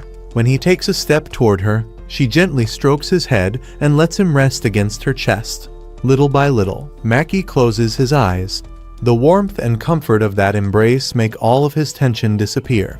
Yumi comments, somewhat embarrassed, that he really did act like a child. However, she also reminds him that being in high school doesn't magically turn someone into an adult overnight. According to her, feeling vulnerable from time to time is completely normal. She then explains that there's nobody around to judge him or laugh at him. Because of that, he doesn't need to pretend he's okay. He can stay like that for as long as he needs. Hearing those words, Maki apologizes again. Later, Yumi takes him to her room. There, she asks if it's true that he's been thinking about his parents for a long time. Maki confirms it. He says he thought he had gotten over everything, but now he realizes he was wrong. Yumi replies that it's understandable and reminds him of how hard he's worked all this time. She then pats her lap a few times, silently suggesting that he come closer. Without waiting for an answer, she settles his head there and helps him relax. When she notices that he has finally fallen asleep, she tells him to set all those worries aside for a while. She says he should simply rest, eat well, and regain his strength before thinking about his problems again. She also adds that he can stay like that until the next day if he wants. In response, Maki simply wishes her good night and thanks her once more. A little later, when she believes he is sleeping soundly, Yumi closes her eyes, exhausted, and quietly confesses that she loves him very much. When he wakes up, the first person he sees is Yumi lying beside him. She greets him with a huge smile. Maki greets her back and asks what time it is. Yumi replies that it's already past 8 in the morning and reminds him that, fortunately, it's a holiday. Hearing that, Maki gets ready to stand up, but she explains that she's only been awake for about an hour and that the time passed quickly while she was watching him sleep. The two nearly kiss, but they are interrupted by Sora. Later, Sora and Daichai tell them that they support their relationship, only asking them to be a little more discreet. In a private conversation, Daichai advises Maki not to keep all of his feelings about his parents' divorce bottled up. He explains that expressing sadness and pain is healthy and that Maki shouldn't ignore his own emotions. After returning home, Maki finds an old family photo album and becomes emotional as he remembers the days when his parents were still together. After reflecting on Daichai's advice, he decides to accept his feelings and works up the courage to send an important message, determined to take action before Christmas and the first anniversary of his parents' divorce. On the day of the party organized by the student council, the members make their final preparations. Maki asks for permission to be absent for about 15 minutes during the event and receives approval, while Siki is assigned to help throughout the entire celebration. Later, some girls discuss their plans for the party, but a comment from Yu sparks an argument that is quickly resolved. Meanwhile, Maki remains concerned about a personal matter he has decided to confront. He meets Minato at a park for an important conversation. During the meeting, it is revealed that he personally contacted both her and his father to discuss his future. Minato recalls how she met his father, Itsuki, and admits that she has always loved and deeply admired him. Minato then makes an unexpected request. she wants Maki to move back in with his father. She claims that Itsuki needs her just as much as he needs his own son. To convince him, she even says she would accept any punishment and quit her job and disappear from their lives if necessary. Although he recognizes her sincerity, Maki rejects the proposal, making it clear that he has no intention of making a decision based on emotional pressure. After their conversation, the party finally begins. Maki takes charge of welcoming the guests and performs his role efficiently. Tomo thanks him for his help and mentions that he will soon step down as student council president. In response, Maki decides to call him by his first name, showing how much closer they have become. Realizing his reaction, Maki quickly understands the reason for the hesitation. Since Sumo is not exactly his friend, it would be strange to address her by her last name. Tomo completely understands and accepts the situation. In return, he says that he will start calling her by her first name as well before returning to his duties. At that moment, Yu arrives full of energy to greet them. She proudly shows off her beautiful dress and points out how pretty she looks. Her appearance draws the attention of nearly everyone present, especially since she is quite popular even among students from other schools. Maki, however, remains calm. He simply returns the greeting and asks where Yumi is. Yu explains that they arrived together, but Yumi got distracted admiring her own reflection in the bathroom mirror. A little later, Yumi finally appears. Yu approaches Maki and asks if she has been talking too much with Meiji again. He says no, convinced that she will get his support. Yu snaps him out of his thoughts, since he had been so distracted watching Yumi that he failed to comment on how beautiful she looked. Not knowing what else to say, he ends up directly telling her that the dress suits her perfectly. Upon hearing the compliment, Yumi replies that, as always, she will have to deduct a few points for his lack of creativity, but she will accept it as a sincere compliment. Maki repeats that she really does look beautiful. Embarrassed, Yumi asks him to stop repeating it and tells him not to continue because she already understands perfectly well. A few seconds later, Nina approaches to greet him. As soon as he sees her, he asks what happened, since she was supposed to arrive with her boyfriend. Nina replies that that was indeed the plan. However, something came up at the last minute. The expression on her face makes it obvious that she is unhappy with the outcome. Because of that, she asks to help organize the event, believing it will be more enjoyable to spend time with them. Yo thinks it is an excellent idea and says that everyone will probably have more fun with her around. While the three continue talking, Seaver reminds Maki that it is time for him to leave, since he needs to take over the shift that is currently being covered for him. As soon as he leaves, he finds his mother waiting for him. She asks whether he is really sure he can leave like that, considering that the party has only just begun. Mir confirms that he can. He explains that he received permission from the president to leave, although he still feels bad about making his mother travel all the way there. She quickly tells him not to worry about it. After all, she is not working at the moment and has plenty of free time. Without dragging out the subject, she asks what was so important that he wanted to discuss. Maki replies that he needs to wait a little longer because he is expecting a phone call soon. A few minutes later, exactly as predicted, the phone rings. The conversation is brief and ends quickly. Meanwhile, after finishing all the preparations, Masaki is completely shocked when she sees two people approaching. The surprise is even greater when she realizes that one of them is her former partner, and it is easy to guess who the person beside him is. Maki thanks both of them for coming. However, Itsuki is just as surprised to see that Masaki is there as well. Noticing the tense atmosphere that immediately forms, Maki apologizes for lying to both of them. As if understanding the situation, Itsuki remarks to Masaki that it has been a long time since they last saw each other. She agrees, but the two soon look away, unable to maintain a normal conversation. Watching the scene, Maki decides to step in. He asks whether there is really nothing they want to say to each other, considering that the three of them have not met in so long. Seeing the pain on his face, Masaki decides to speak first. Turning her attention to the other woman present, she asks if she is Minato. Without hesitation, Minato politely introduces herself. Masaki does the same, although she quickly comments that since she and Itsuki are no longer together, they are both free to do whatever they want. Minato replies that she does not believe she is in a position to decide something like that. Hearing that, Masaki tells Itsuki that she will never stop making her suffer. Itsuki simply replies that it is something she will never understand. The response is enough to irritate Masaki. She accuses her of repeating the same mistakes as always and asks why she keeps running away from her problems instead of facing them. As she slowly approaches, she demands that Itsuki say directly everything that is bothering her.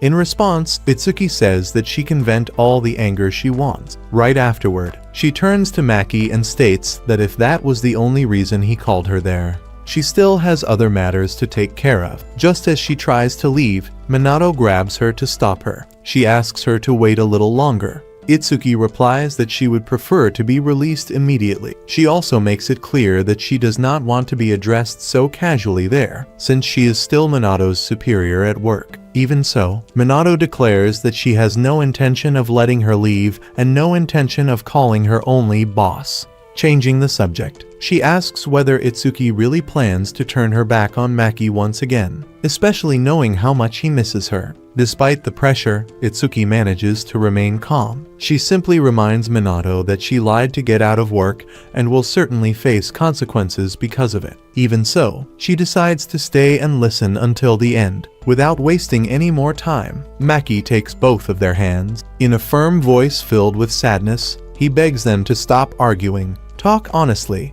and try to rebuild the relationship they once had. The emotions he had been holding back finally overflow. Unable to hold back his tears, he admits that he does not want to choose between either of them. In that moment, countless happy memories run through his mind. He remembers the times when they were together and still a family. Before he can even finish everything he wants to say, he promises that he will work harder. He will study diligently, play sports, and improve in every way he can. He also admits that he still does not have many friends and would like to become more sociable. But above all, his greatest wish is to remain by their side, because without both of them, the pain is simply too much. At that moment, Yumi comes running over and apologizes for being late. As soon as she arrives, Maki wipes away his tears and tells his parents that everything he wanted to say has now been said. He then apologizes for everything. Shortly afterward, he reminds his father about the phone conversation they had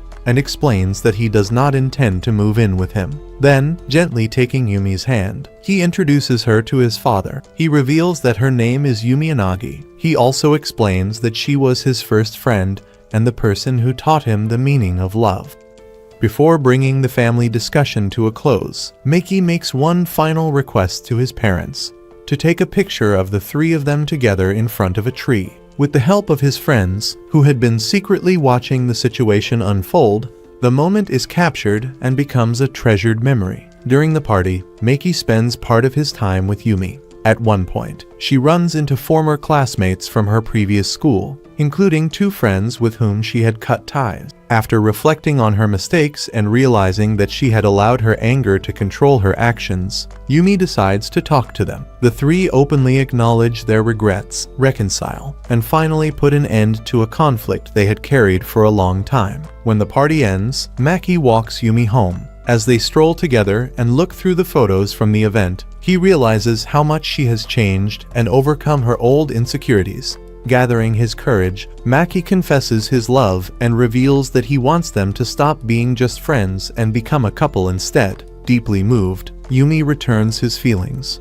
After sharing tears, laughter, and heartfelt confessions about how much they care for each other, the two draw closer and share their first kiss. With that, Maki and Yumi officially begin their relationship, bringing this chapter of the story to a happy and romantic conclusion.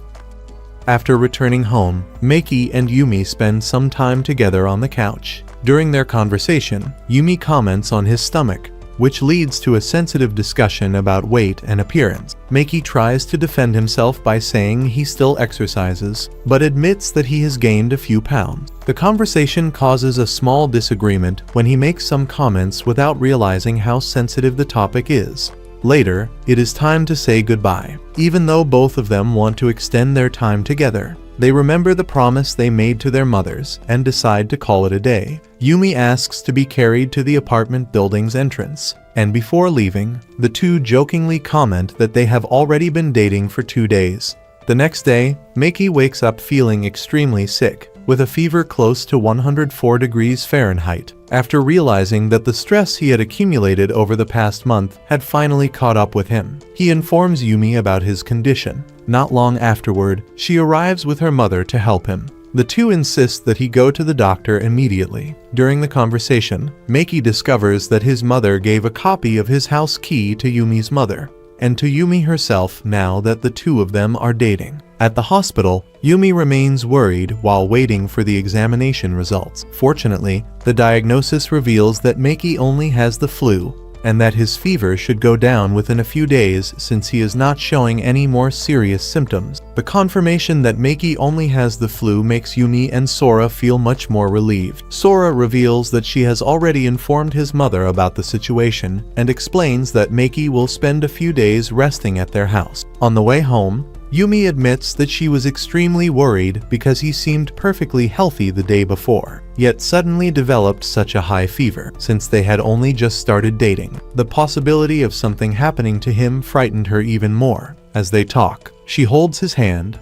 and Maki apologizes for making her worry so much. In a playful tone, Yumi replies that he is not allowed to get sick again without warning her first. Once they arrive home, Yumi prepares a futon so he can rest. When Maki asks whether she plans to stay nearby until he recovers, she confirms that she does. However, he notices that Yumi is worried about being a burden. Because of that, he explains that he completely understands her concern precisely because she is his girlfriend. His words prompt Yumi to open her arms and invite him into a hug. During that moment, Maki is overwhelmed by insecurities and thinks that he may not deserve someone as kind as her. At the same time, he realizes that he can no longer imagine his life without Yumi. As if she knows exactly what he is thinking, Yumi reassures him by saying that she loves him exactly as he is. Her words help Maki feel better, and he decides to set aside his negative thoughts and focus on recovering. Later,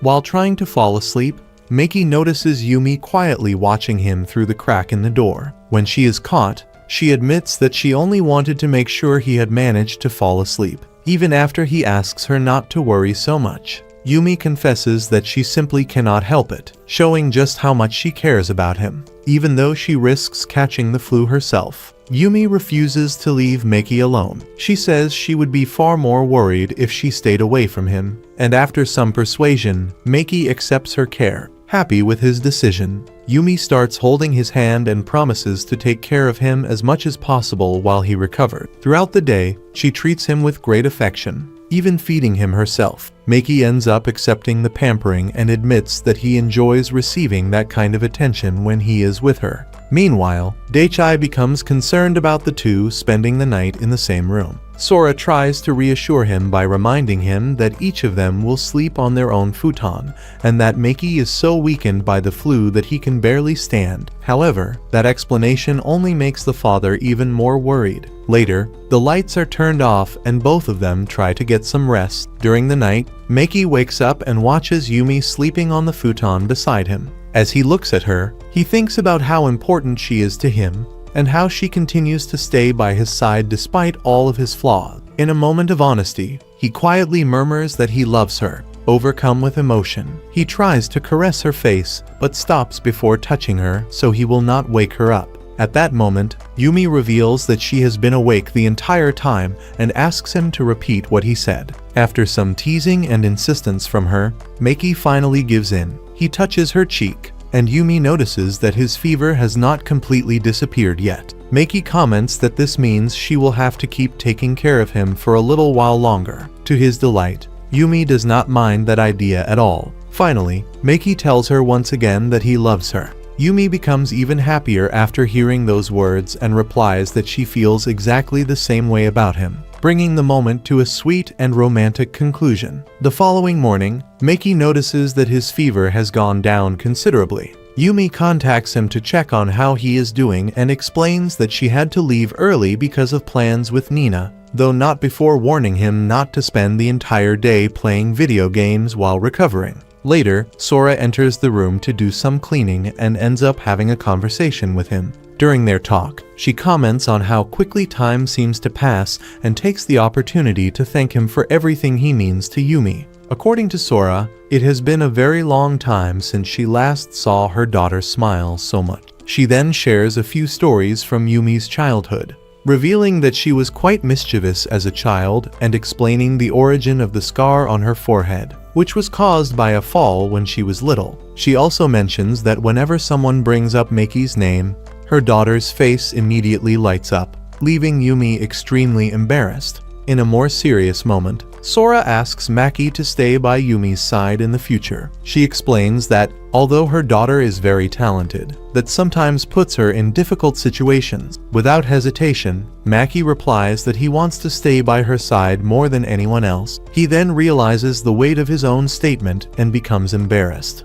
But Sora simply laughs and comments that he takes everything very seriously, which is one of the reasons everyone likes him. Later, Nina and a friend stop by the house. Before going inside, Nina teases Yumi for already having her boyfriend staying over so soon after they started dating. Yumi quickly tries to explain that Maki is only recovering from the flu in the guest room. Unfortunately for her, Maki hears the entire conversation through the thin walls of the house and becomes quite embarrassed. When they enter the room, Nina and her friend explain that they came to visit after hearing that he was sick. Nina takes the opportunity to tease him in a playful way, while Maki thanks them for their concern and says he is feeling much better than he did the day before. Finally, Yumi apologizes for her friend's teasing and reveals that it all started because they noticed she could not stop looking at her phone, worrying about him the entire time. Yumi's friends quickly realize just how concerned she is about Maki. They joke that she spent the entire day distracted, thinking only about her sick boyfriend. Maki remains at Yumi's house for nearly a full week while recovering from the flu. When his temperature finally returns to normal, he comments that he will probably be able to go back home before New Year's. The news visibly saddens Yumi, since she does not like the idea of being separated from him. Shortly afterward, she asks him for a favor and slowly moves closer. Maki immediately understands her intentions, and the two share a gentle, lingering kiss filled with affection. When they pull apart, both of them smile, especially Yumi, happy that she can finally kiss the person she loves. As New Year's arrives, the group begins preparing for the traditional shrine visit. Nina mentions that she will be wearing a kimono and teases Yumi, claiming that she will definitely do the same to impress her boyfriend. Embarrassed, Yumi reminds her that Maki can read all those messages in the group chat. When they finally meet up, one of the girls asks Maki what he thinks of her kimono. He replies that it looks very nice, but Nina criticizes the simplicity of the compliment and says he needs to learn how to compliment girls better. A short while later, Yumi appears, dressed in an elegant kimono. She immediately draws everyone's attention as she approaches. When Maki turns to look at her, his smile instantly grows wider. Without hesitation, he repeats the compliment he had given earlier and adds that she looks even more beautiful than before. Yumi becomes slightly embarrassed after hearing that. She reminds him that he had already said exactly the same thing before they left the house. As the two continue talking, Yu takes a curious look at the fortune results. A moment later, she complains that she is jealous, since her fortune only predicted moderate luck. Nina, on the other hand, does not seem very concerned. According to her, those results are not all that important. She then reminds the group that the fortune slips are supposed to be tied in the appropriate area of the shrine. She also mentions that sweet sake is being served to visitors. The moment Yu hears that, she immediately becomes excited. In her opinion, starting the year that way sounds like a great idea. While Nina and Yu head off to tie their fortune slips, Maki and Yumi end up with a few moments alone. During their conversation, Yumi mentions that she kept her eyes closed for quite a long time while making her prayer. Because of that, she became curious about what he wished for. Maki thinks about it for a few seconds before answering. He then reveals that he wished for all the important people in his life to stay healthy. His answer makes Yumi smile. She says that she wished for exactly the same thing. Because of that, they both agree that good health is probably the most valuable thing a person can have. Yumi adds that she realized this even more after having to take care of a certain person for several days. The hint is so obvious that there is no room for doubt. Maki sincerely thanks her for everything she did for him. In return, Yumi asks for only one thing, that he never scare her like that again. Maki immediately agrees, However, he does so with that goofy smile she knows all too well. The result is predictable. Yumi ends up blushing once again. As soon as their conversation ends, she takes his hand and pulls him toward the other girls so they can tie their fortune slips as well. Yumi visits Maki again, and the two spend time playing video games together. However, her constant closeness makes Maki extremely nervous and unable to focus on the game. Yumi notices his discomfort and takes the opportunity to tease him several times, especially when he becomes visibly embarrassed by the situation. After winning another match, Yumi comments that their success as a duo comes from playing like a couple, fully trusting each other. Later, when she tries to convince him to keep playing, Maki refuses due to a prior arrangement with her mother. On the way back home, Yumi mentions that Valentine's Day is approaching and reveals that she plans to prepare special chocolates for him, leaving both of them flustered yet excited about the occasion. At school, Nina distributes chocolates to her classmates, including Maki, who is surprised to receive a gift from her. Meanwhile, Yumi talks with Yuyu about preparing for her first Valentine's Day as someone's girlfriend and shows determination to do something special for Maki. The next day, Nina and Yuyu visit Maki to deliver chocolates, but explain that Yumi stayed behind because she wasn't satisfied with what she had made. She had decided to bake a chocolate cake, but was struggling with it. Worried after noticing how down she sounded in messages, and during a call, Maki decides to visit her. When he arrives, he finds Yumi surrounded by several failed attempts at chocolates and cakes. She apologizes and admits that her stubbornness prevented her from giving up, as she wanted to make something truly special for him. Maki understands her effort and explains that she doesn't need to demand perfection from herself on her first try. When he tastes the cake, he sincerely praises it, making Yumi very happy. Although they both notice there are still some issues with the flavor, she decides to see it as an opportunity to improve in the future. At that moment, Sora appears and asks if Maki will stay for dinner. Before answering, however, he makes an unexpected request. He wants to use the kitchen for a while, as there is something he wants to work on together with Yumi. The girl is surprised to hear this. Maki then explains that he may be being selfish, but he would like her to try once more. He wants to taste a cake she can truly be proud of. Yumi replies that she is willing to try again if it is important to him. Still, she makes it clear that she won't accept complaints if the result turns out even worse.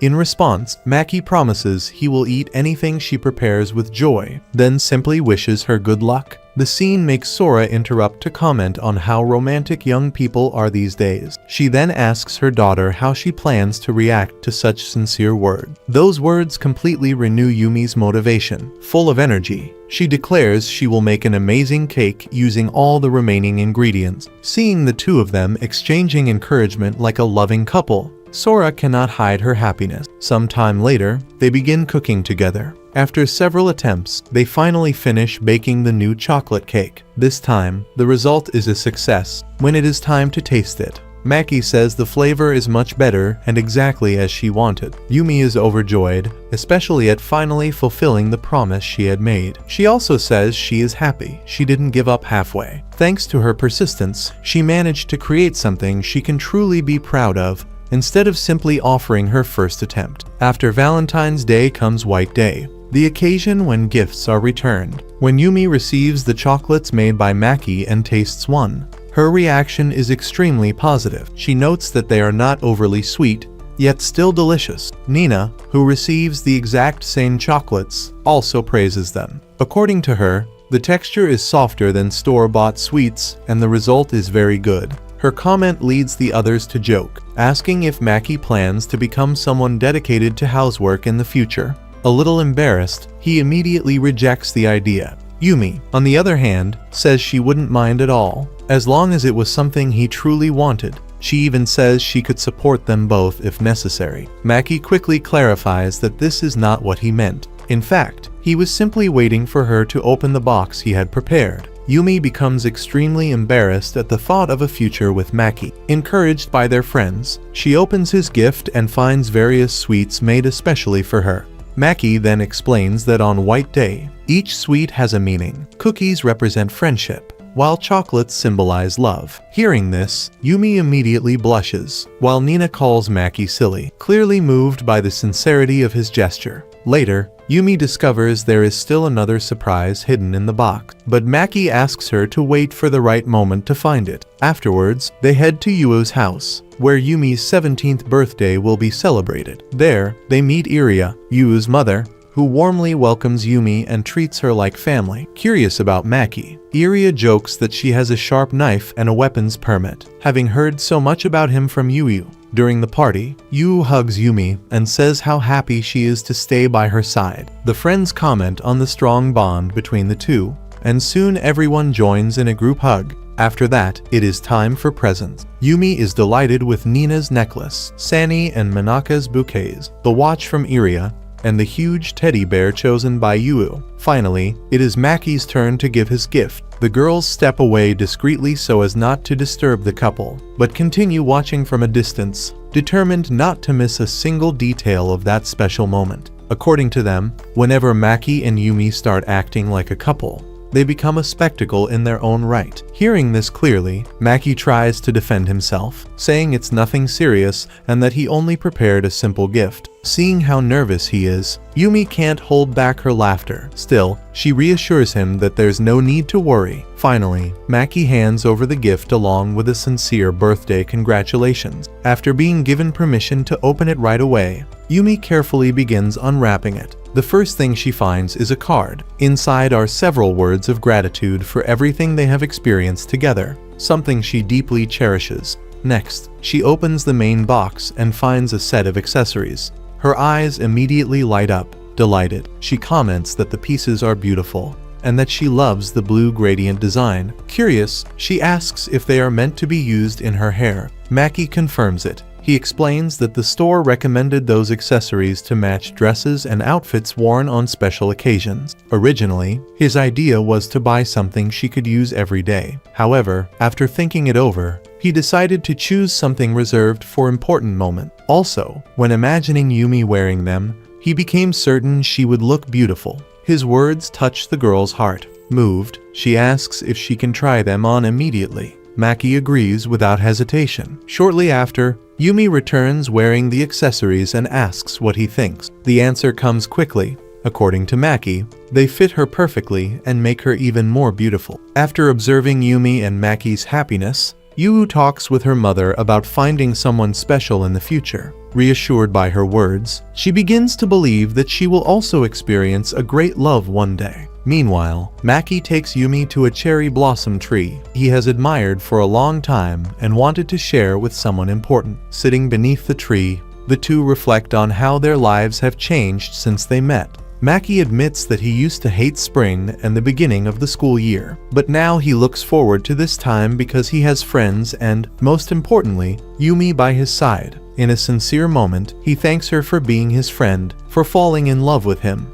and for helping him grow as a person. He also promises to always support her whenever she needs it. Yumi asks if he will really be able to handle all her feelings, including her strong jealousy. But Maki replies that those emotions only prove how much she loves him. Moved by finally feeling understood, Yumi leans into his arms and declares that Maki belongs entirely to her. He returns the sentiment, saying that he also belongs to her. Then, Yumi notices he has grown a little and gives him a kiss on the forehead. She says she wishes he were just a bit taller, enough so she would have to stand on her tiptoes to reach him. Maki smiles and promises to try to grow more. Holding hands, the two exchange wishes of happiness and walk beneath the falling cherry blossoms, reflecting on the future and hoping to share many more joyful moments together. Thus, the first season of the story comes to an end, showing the couple's growth and the beginning of a new chapter in their lives. I heard that